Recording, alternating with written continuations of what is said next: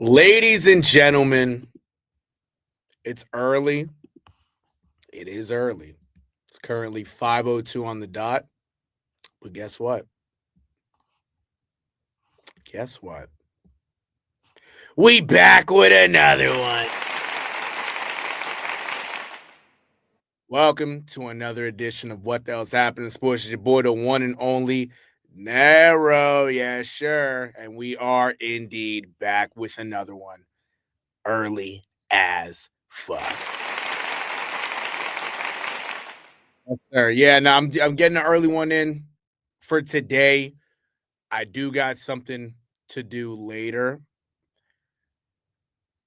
I know I haven't spoken about the Bay State media in a little bit, but on Wednesday, I was with them. I was with Mr. Scott, Mr. Amari Scott. Shout out to him.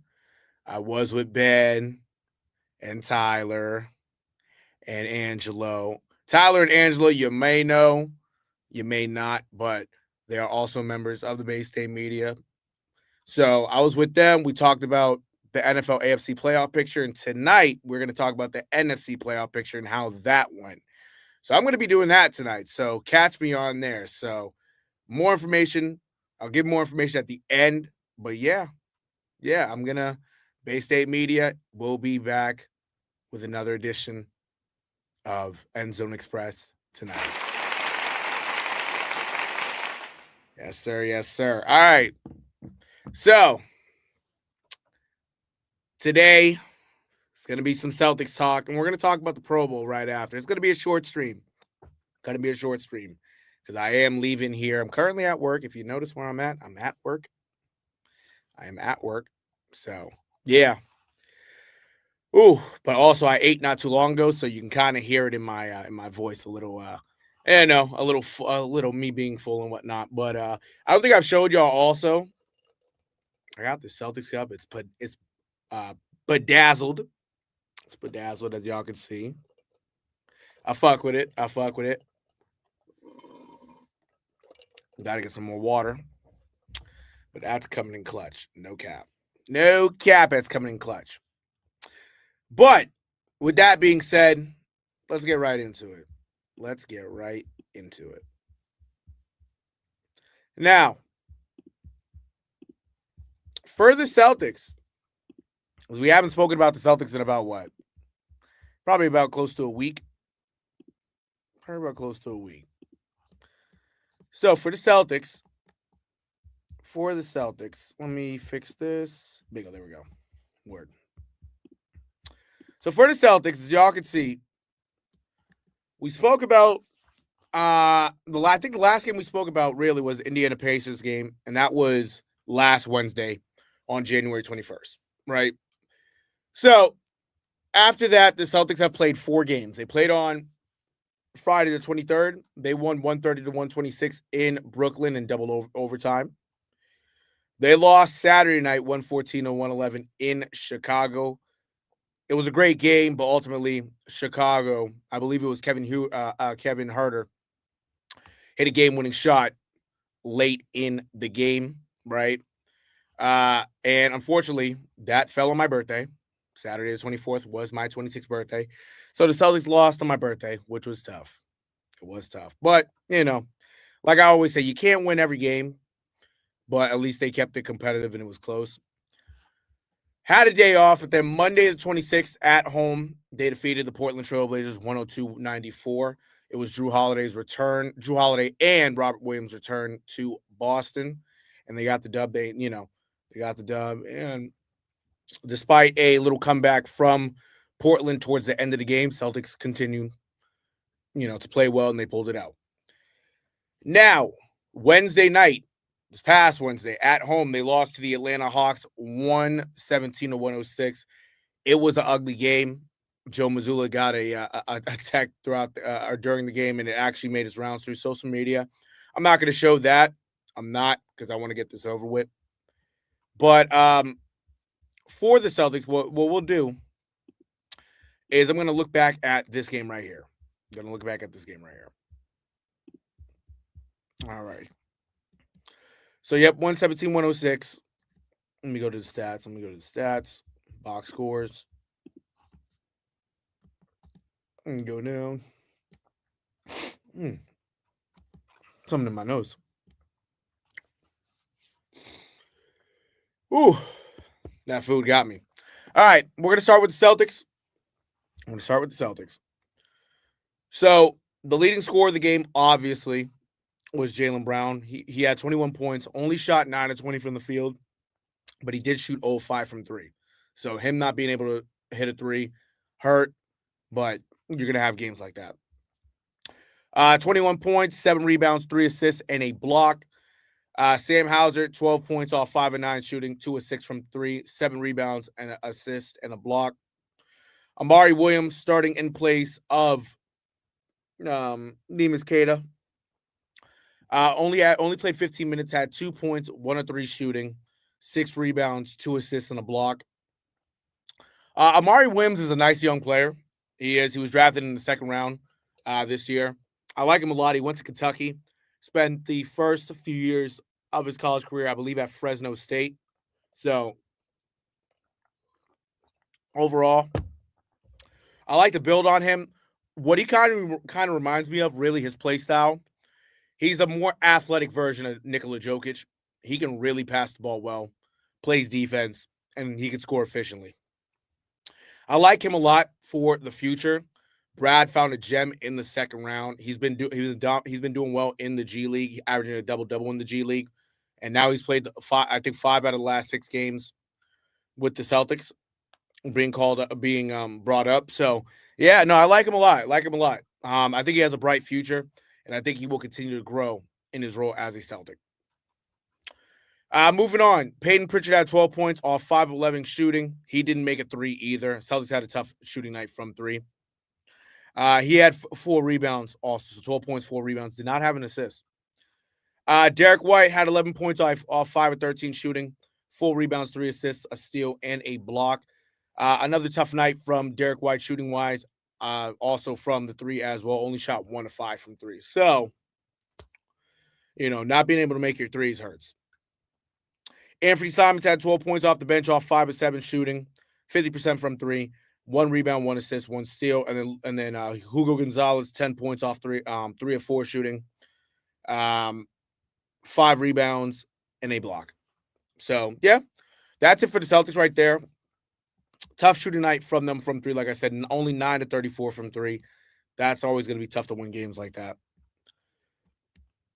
Moving on to the winning team, the fucking Atlanta Hawks with no Trae Young. It seems like the Atlanta Hawks, when they come to Boston, they play at a different level. When you play the Hawks in Boston, you usually beat them, pretty handily. When they come in Atlanta, you defeat them pretty handily. When they come to Boston, though, they turn it up a notch. I really don't know what it is. No cap. Yeah, so all 5 starters scored in double figures for the Atlanta Hawks. They were led by Nickeil Alexander-Walker, who's also on my fantasy team. Shout out to him. He's had a nice year, the cousin of Shai Gilgeous-Alexander. 21 points off 7 of 15 shooting, 5 of 12 from 3. 1 rebound, 3 assists, and 3 steals. He's a great defender. Jalen Johnson had 19 points off 6 of 16 shooting, 14 rebounds, 7 assists. He's a double-double machine, but no, he really fills up the stat sheets. Jalen Johnson's having a great year. He really started to break out last year. This year, he's definitely turned it up a notch. Onyeka Okongwu, 17 points off 6 of 12 shooting, 6 rebounds, 3 assists, 2 steals, and a block. Dyson Daniels, 15 points off 7 of 11 shooting, 6 rebounds, 9 assists, 5 steals, and a block. He's a menace on defense. He gets steal after steal after steal. They have their backcourt. The Hawks' backcourt defenders, and both Nah, NAW, and Dyson Daniels, lethal on defense. Great tandem right there defensively. And finally for the starters, Corey Kispert, trade acquisition for Trae Young a few weeks ago. 13 points off 5 of 9 shooting, 2 rebounds, 1 assist. And then off the bench, CJ McCollum, another acquisition from the Trae Young trade. 13 points off 6 of 14 shooting, 3 rebounds, 3 assists, and a steal. So there you go. So yeah, stat-wise, the Hawks did their thing, especially defensively. No cap. It's one of these things also that I don't think the Hawks are going to make the playoffs this year, but now that Trae Young is gone, I think they honestly just need one more guy and one more real difference maker, like a star, to pair with Jalen Johnson. Because if you look at it, they have Kristaps Porzingis on this team, but Kristaps Porzingis has often been injured this year, just like he was last year at the end of his tenure with the Celtics. But it's also really been like that throughout his whole career. Kristaps Porzingis, Cap. KP, excuse me, I said Cap. KP, he just can't stay healthy. He cannot stay healthy. When he was healthy, the Hawks weren't doing that bad when he was out there. When I say not that bad, they were doing well, winning games and whatnot, but when he's not out there, score, it hurts them because it takes away a score. But it also hurts them because, like, bro, like, you got to stay healthy, and you're making some good money. That's been a knock on him throughout his NBA career. It's just, it's one of those things also. It's like, it's inevitable. He's just always going to find a way to get hurt. I don't know, chat. I don't know. But, yeah. So that's it for that. So, yeah, 2-2 in the last 4 games for the Celtics. They do play the Sacramento Kings tonight at the Garden. Russell Westbrook is not playing in this game for the Kings, along with Keegan Murray. Keegan Murray's been sidelined for the last few weeks with an ankle injury. Both those guys are actually on my fantasy team, so I know that very well. But yeah, look for Zach LaVine and DeMar DeRozan, to do what they got to do. Dennis Schroeder is on the team, so he'll do what he has to do. Malik Monk as well. So, yeah. They lost their last game last night to the 76ers in Philadelphia. Tyrese Maxey had a game winner. The Kings actually led, especially in the fourth quarter. From what I saw, they had the lead. They led by, a good amount. But ultimately, the 76ers came back, and Tyrese Maxey, he had 40 points last night, I believe. So, yeah. Kings are the Kings. They're having a tough year. Hey, I don't know what to tell you. The Kings made the playoffs a few years ago, but ever since then, it's been, But yeah, let's see what happens tonight. The big story I really want to get into involves the Celtics and involves the guy we all love. This article is from Yahoo Sports, but it says Jason Tatum reportedly is considering sitting out the entire 25-26 season amid Achilles rehab.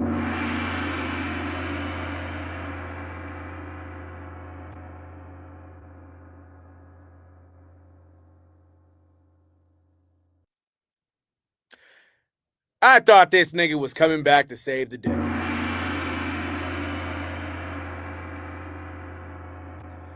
I guess not. Damn it, bruh. Damn it. Come on, JT. But I get it.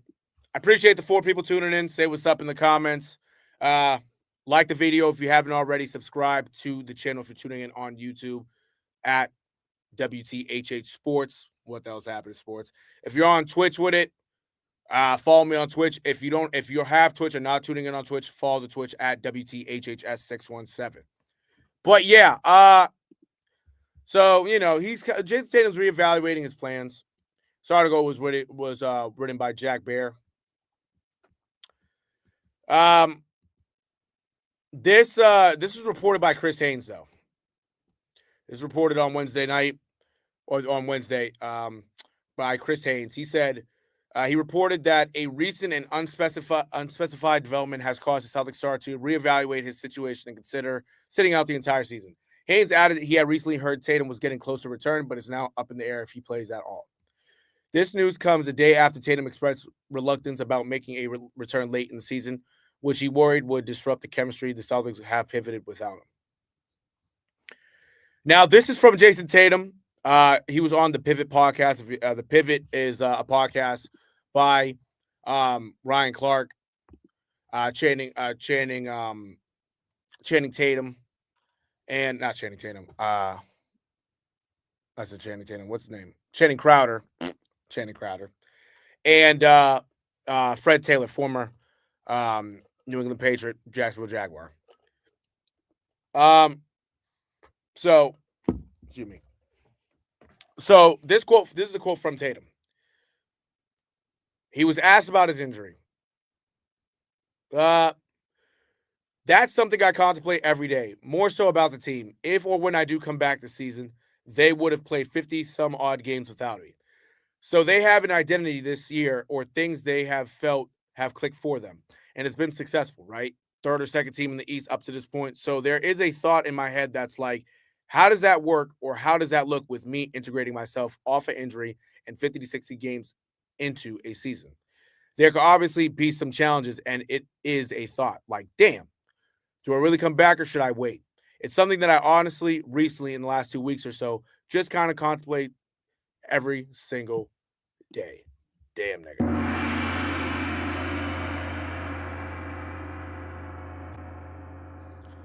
Damn. But here's the thing. Chad. Here's the thing. Right, let me full screen it. I give him credit. I really give him credit, right? Because that's the honesty. That's the honesty in Jason Tatum. This is a guy that wants best for his team, and it's always been like that. It's always been like that. You know, you see it with him, with JB. You know, they want what's best for the Boston Celtics. He has a point because, again, this team is playing well without him. Jaylen Brown is playing at an MVP level. You still have Derek White, still have Payne Pritchard doing well enough. Neemias Queta is coming into his own. Anthony Simons has been a nice addition this year, even though he could get traded at the deadline. He's on the trade block. Hugo Gonzalez, this year's first round pick, has played well. Luka Garza, free agent addition, has played well.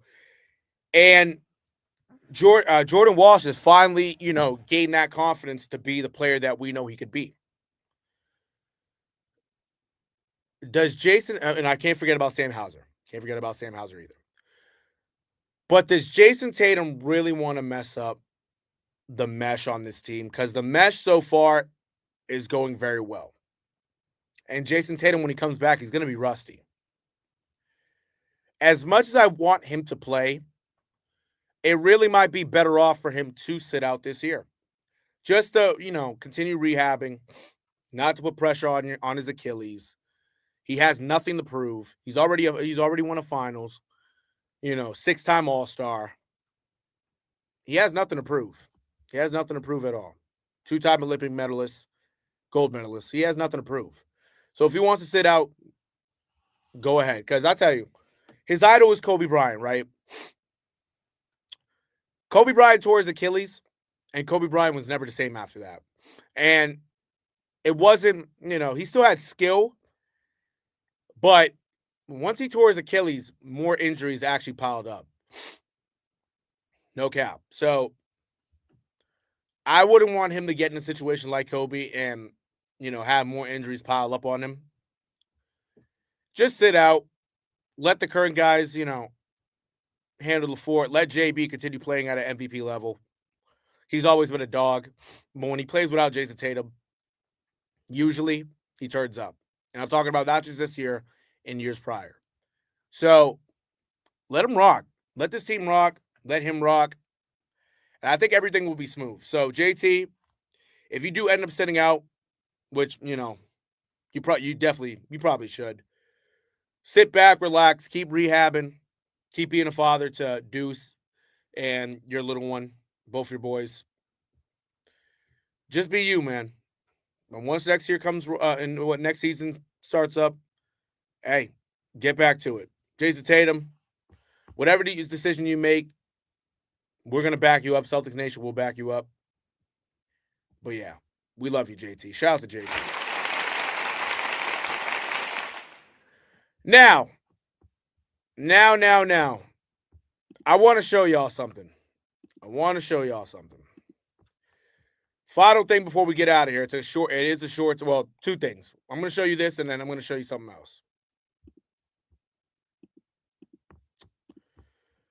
So, chat, I want you to look at something, right? So, obviously, we talked about the Pro Bowl already. You see, there's some, there are some players that are out. There are some alternates. The alternates are the replacement players, right? You see them. I'm not even going to read them right now. You see them. Now, here's the thing.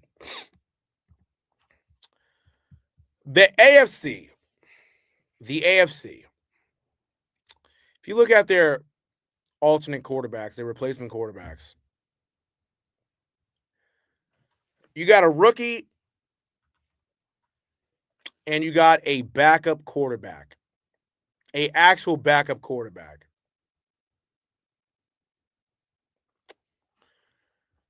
The Pro Bowl is a fucking joke.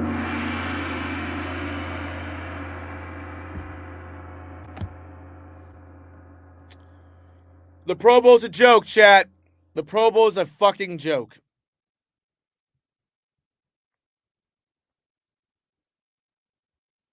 The Pro Bowl is a fucking joke. Now, and as you see, the replacements are Shedeur Sanders and Joe Flacco. Shedeur Sanders will be replacing Drake May.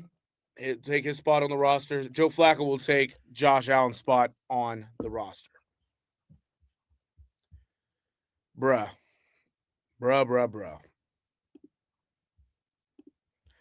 Now, again, this isn't to attack Shedeur. Because you know me. We perfect timing. Now, based off these stats, Shedeur Sanders, right? 56.6 completion percentage, 1,400 yards, 7 touchdowns to 10 interceptions. Now, based off these numbers, and it's no hate, but it's only right that I say those are not Pro Bowl numbers. Those are not.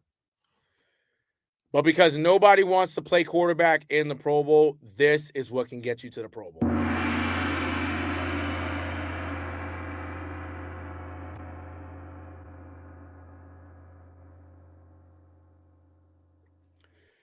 See, fans and players have expressed frustration on this. And especially for the players, their frustration is not on Shedeur. It's not. Their frustration is with the NFL because, truthfully, this spot should have went to Cam Ward. Cam Ward had a lot better of a season than Shedeur Sanders, and also Cam Ward started the whole year. Shedeur started halfway, less than halfway through the year. So, I don't know what it really is. Shedeur also has a huge fan base. He does. He received a lot of fan votes for the Pro Bowl. But I'm surprised Cam Ward did not get his spot. Unless Cam Ward didn't want to play, Cam Ward should have gotten this spot. He had a much better season than Shedeur, truthfully. But what helps Shedeur out is, hey, he is, he's a Pro Bowler. He got that etched to his name. And he's going to have a lot of fans in San Francisco supporting him, especially in this flag football game. So for that, Shedeur Sanders, congratulations on your Pro Bowl nomination. But to the NFL, bro, y'all got to do better. No cap. There's no way how this nigga should be a Pro Bowler. And again, I'm a Shedeur. I'm perfect timing. Bro. But based on stats, he shouldn't. But like I said, hey, he's gonna have a lot of fans. A lot of people are including me. I'm gonna tune in more to the Pro Bowl because Shedeur's in there. I'm excited to see Shador. I believe Shador could have a bright future in NFL. He showed some flashes. He got the fans to back it up, and most importantly, he came from Deion Sanders. That's his offspring. So he's gonna do well. He's gonna do well, bro. No bullshit. Now, for the second person, Mr. Joe Flacco. Joe Flacco, the current backup quarterback to the Cincinnati Bengals, right? This year, he went 2-8, 60% completion percentage, 2,479 yards, 15 touchdowns, 10 picks. But the funny thing enough is he actually started this year as the Cleveland Browns starting quarterback. He was there when Shador Sanders was the third string quarterback to start the year. And he threw 2 touchdowns and 6 picks in 4 games starting for them, right? He threw 13 touchdowns and 4 picks in the 6 games he started for the Cincinnati Bengals after he got traded. He got traded initially because Cincinnati needed a quarterback, and the Browns wanted Dylan Gabriel to see what he was going to do. So obviously his numbers are a lot better with the Bengals. Now, I can tell you this. These numbers are respectable numbers to get you in the Pro Bowl. Because if you look at Drake May's stats last year, he threw 15 touchdowns and 10 picks and made the Pro Bowl. But again, nobody wanted to play.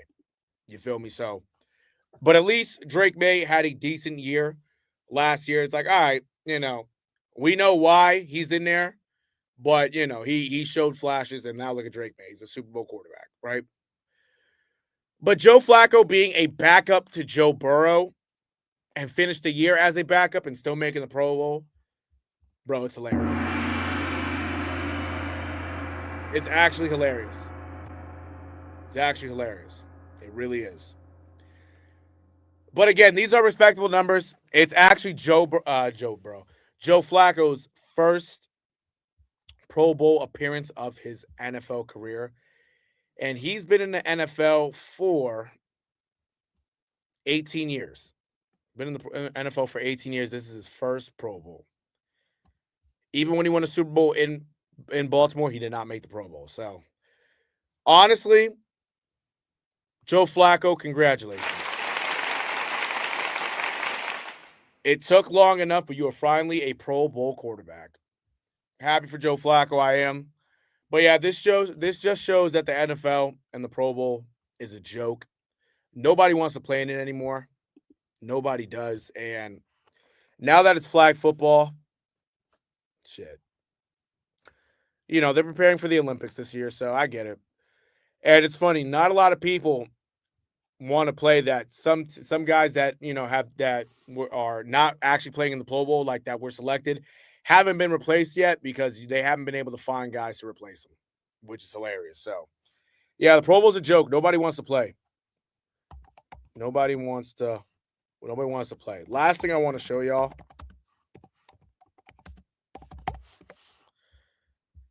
The last thing I want to show y'all.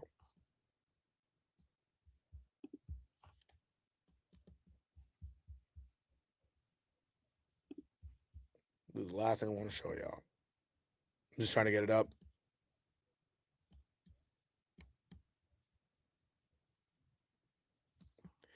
Alrighty, so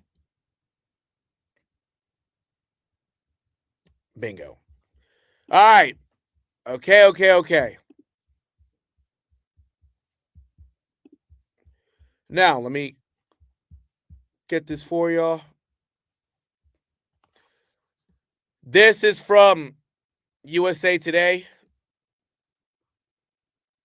From USA Today. Oh, they took it away. USA Today. The Super Bowl 60 uniforms, right? The Pats will be wearing their all-white uniforms in the Super Bowl. The Lucky Whites will continue to ride in Super Bowl 60. I love these all-white uniforms. I really do. They should have added these white pants a long time ago. They finally did. They look gorgeous on the Pats when they take the field. They're currently 4-0 with them this year. Why not make it 5-0? You feel me? Why not make it 5? So yeah, they're going for that. Y'all, I don't think y'all could really see it. I don't think y'all could really see it, right? But they have patches. There you go. That's a better picture right there. The Seahawks will be wearing their all navies. Naturally, the Pats do have navies in their uniform also, so at least the navy contrast won't get confused by both teams. At least strictly the Seahawks are going all navy, Pats are going all white. Hey, love it. Both uniforms are everything, all color, same color and everything. What you do notice is if you look where it says like for the Seahawks, they have it for the Pats too. But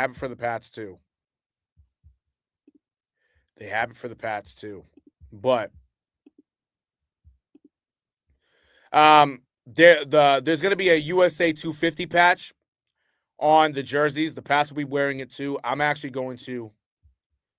What I'm gonna do is I'm gonna show y'all.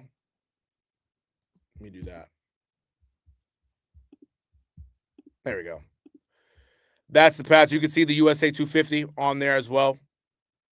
So,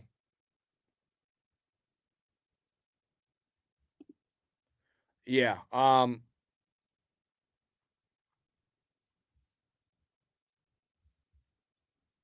on. Is my shit bugging?